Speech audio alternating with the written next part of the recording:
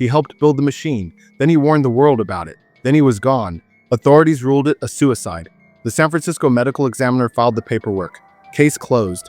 Except the story didn't close. It detonated. Within weeks, you had a sitting tech CEO being asked on national television whether he ordered a murder. You had a grieving family suing the city for records. You had protests outside OpenAI's headquarters. You had SEC investigators already circling the company from a completely separate angle. Here's the question nobody is asking cleanly.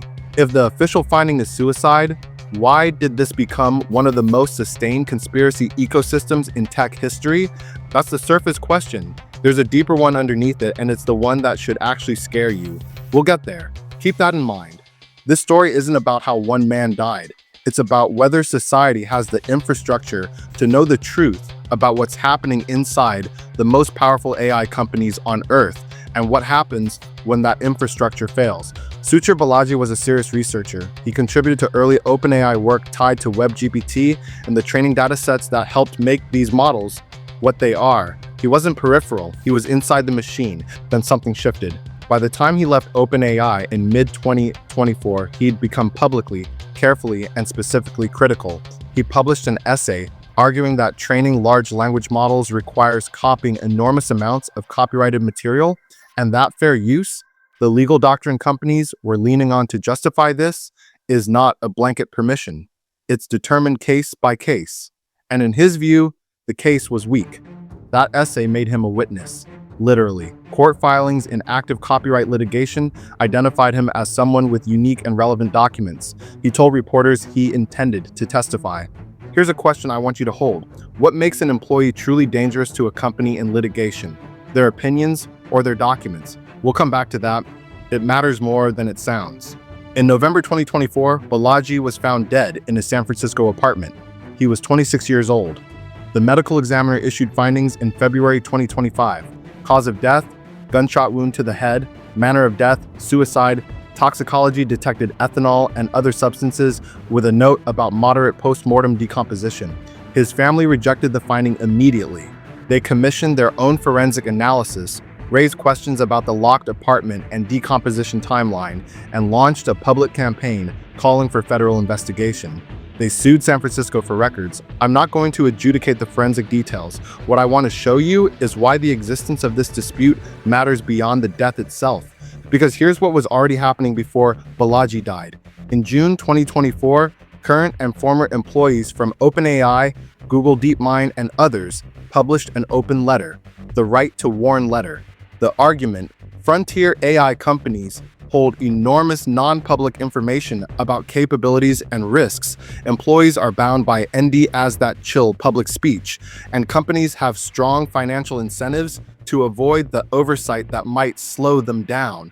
1 month later, whistleblowers formally asked the SEC to investigate whether OpenAI's NDAs were improperly restrictive, potentially violating the rule that prohibits companies from impeding employees from reporting to the SEC. OpenAI said it had already updated its policies and removed certain non-disparagement terms.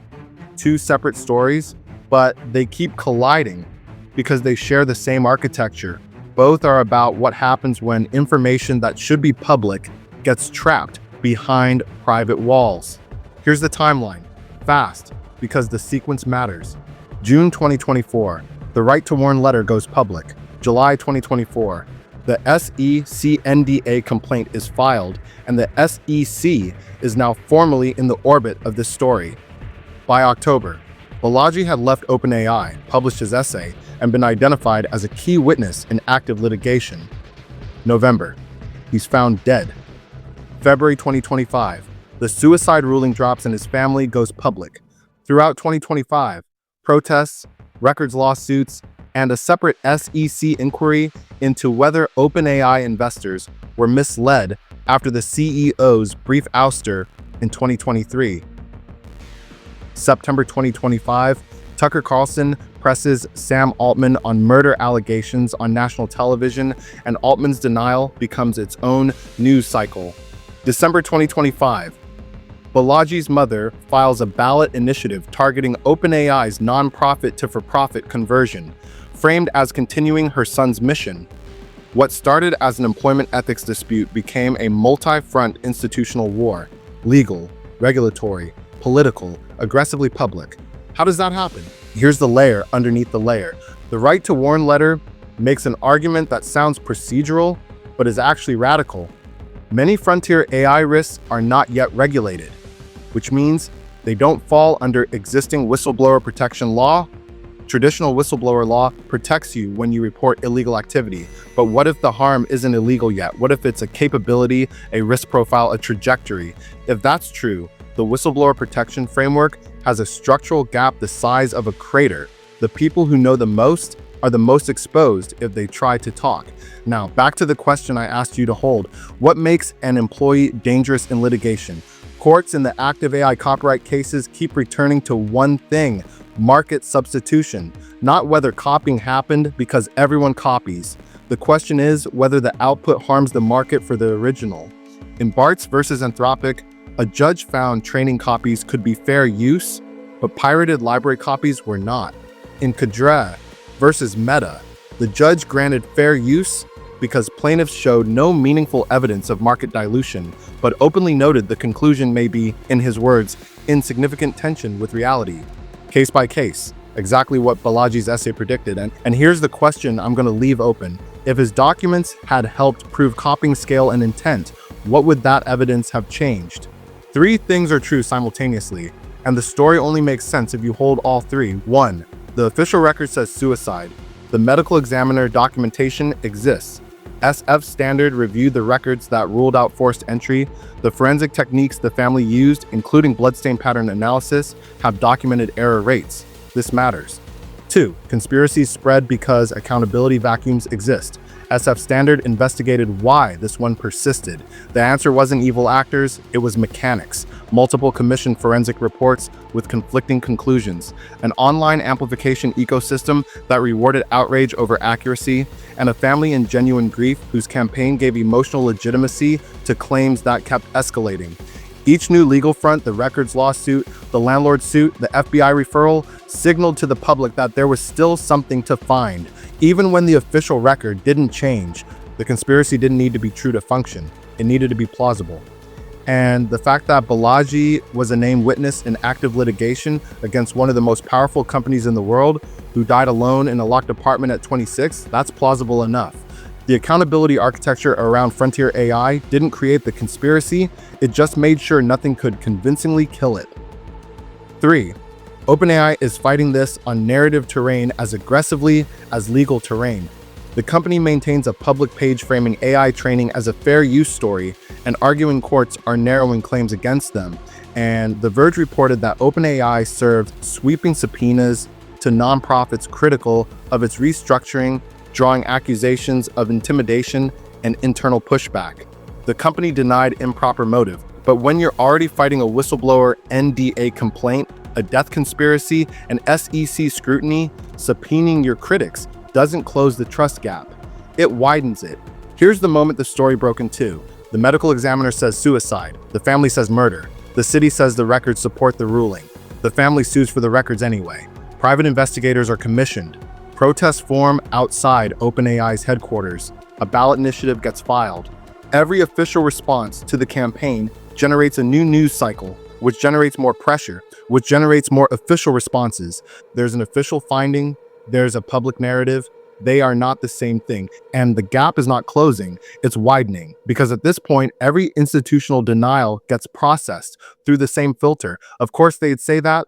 Sam Altman gets pressed on a murder allegation in prime time. He references police reports, he denies everything, and the fact that he has to answer the question at all becomes part of the story.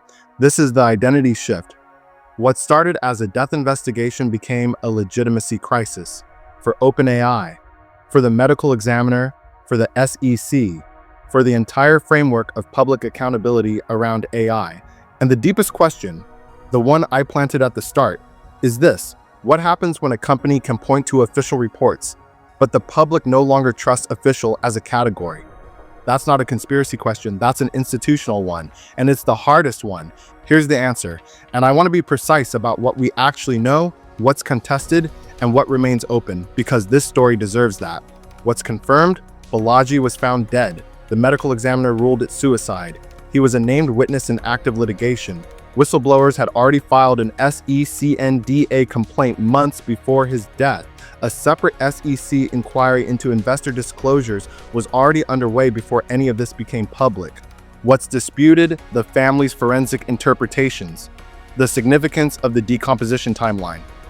Whether the private investigations have surfaced anything the official record missed, what remains unknown, what his testimony would have contained, what documents he held, and whether they've surfaced in the litigation, whether any of it would have changed the outcome of the cases he was set to testify in. That gap between confirmed and unknown is exactly where the vacuum lives. This information sits behind NDAs in a regulatory environment that hasn't caught up to the technology. Whistleblower law protects people who report illegal activity, but many frontier AI risks aren't illegal yet, so the protection doesn't apply. The speech doesn't flow, the public is left guessing, and bad actors, grief, and the attention economy fills in the gap. That's the accountability vacuum. It's not a conspiracy, it's a structural failure, and it's the reason a researcher's death became a years-long institutional war. 3 things shift from here. NDA enforcement risk is real. The SEC has already penalized companies for confidentiality language that impedes protected disclosures. The copyright battlefield tightens around market substitution evidence. Courts have made clear this won't be settled by moral arguments, only data. And trust, once fractured, requires more than facts to repair. Every time a frontier AI employee tries to speak, this story will be in the room. The crisis isn't whether one whistleblower was right or wrong, it's whether society can build the oversight infrastructure before the next one dies trying to use it. That infrastructure doesn't exist yet, and the people who know it best are still under NDA.